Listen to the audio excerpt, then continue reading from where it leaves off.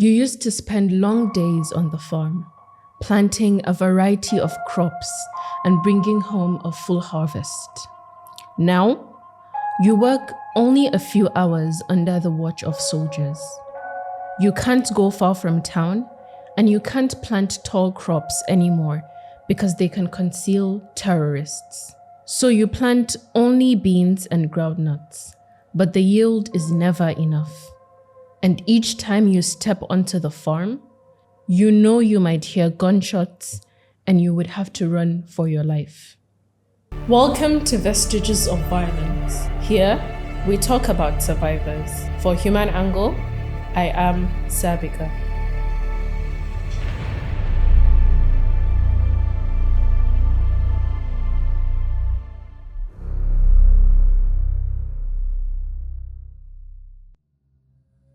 Hannatu Isiah is 40 years old. She has lived in Madagali, a rural community in Adamawa State in northeastern Nigeria for 30 years with her husband and their 7 children. Farming is all they have ever known, but life as a farmer in the community is now a life of constant fear. When Boko Haram attacked the town in 2014, Hannatu and her family fled and later returned. But the insecurity never really ended. This year alone, they have faced multiple attacks, including the most recent one on September 23rd. We were at home when we heard gunshots and shouting. Everyone ran in different directions until dawn, when we found one another. We keep living in fear and sleep with one eye open, but this is our home. We have nowhere else to go. That night, terrorists stormed the town. They set fire to a church, shops, and houses.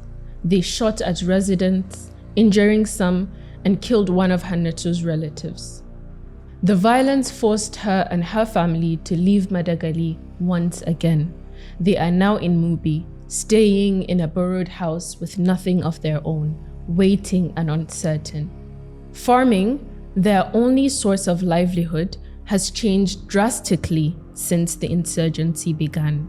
Before the attacks, families could go far into the bush, spend long days on their farmland and grow crops such as maize, millet, sorghum, groundnuts, and beans.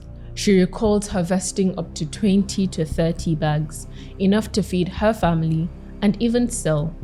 But now, everything is restricted. For the past 6 years, soldiers have escorted farmers to their fields. They decide when and where people can work. The hours are short, from 9 a.m. to 2 p.m., and the farmlands are close to town. Crops like maize and millet are banned because insurgents can hide in them. Only beans and groundnuts are allowed, but they do not provide enough food or income. Before, we would leave at 7 in the morning and return around 5 or 6 in the evening. Now we only farm for a few hours. The harvest is very small. We used to reap up to 30 bags. Now we hardly get so. The land they once farmed is now occupied by insurgents. Farmers who go too far risk being attacked or kidnapped. Sometimes, terrorists appear suddenly on the farmland, shooting without warning. But since soldiers accompany them, they often give signals as soon as they sense any danger, and everyone runs and abandons their work. The consequences are severe. Food is scarce, families are poorer, villages that once thrived are now empty because residents have fled. Children are out of school because teachers are too afraid to come, and parents like Hannatu cannot afford to send them away to school in safer places. All of Hannatu's children, aged between 10 and 27, are farmers. None go to school. This farming, that is the only work all of us do. There is no school for them to attend, and my husband does not have the money to send them elsewhere. During the latest attack in September, Hannatu's family ran barefoot into the bush in the middle of the night. They hid behind trees until dawn, not thinking about possessions or food, only survival. Their home and some shops in the village were burned. By the time soldiers arrived in the morning, it was too late. Now in Mubi, the family depends on neighbors for survival. Humanitarian organizations that once helped stopped coming nearly 2 years ago. The little food they get comes from people around them who share what they can. We need food. Our children need food. They need schools. There are no hospitals either. Even when a child falls sick, there is nowhere to take them. Even before they fled to Mubi, life in Madagali was far from easy. Hannatu often had to take on heavy labor to supplement what little her family could get from farming. When food ran short, she looked for menial jobs like carrying loads, cleaning, or helping people with their work, just to earn some extra money. But even this was not always reliable, and the income barely covered their needs. These days, she worries about the groundnuts crop they left behind in Madagali.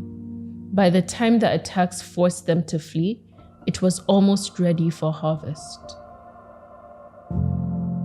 Now, it may be lost.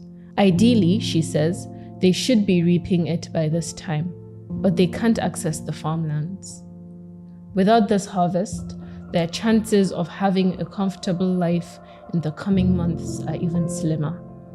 Hannatu longs for the days when life was simple and farming provided enough. But until peace returns, every day is a battle to endure displacement, hunger, and fear. This episode was reported and scripted by Sabiga Bello. Multimedia editor is Anthony Asamota, and executive producer is Ahmed Salkida. In order to protect the identities of survivors, we use voice actors for this episode. If you or anyone you know have a story to share on vestiges of violence, do not hesitate to get in touch with us.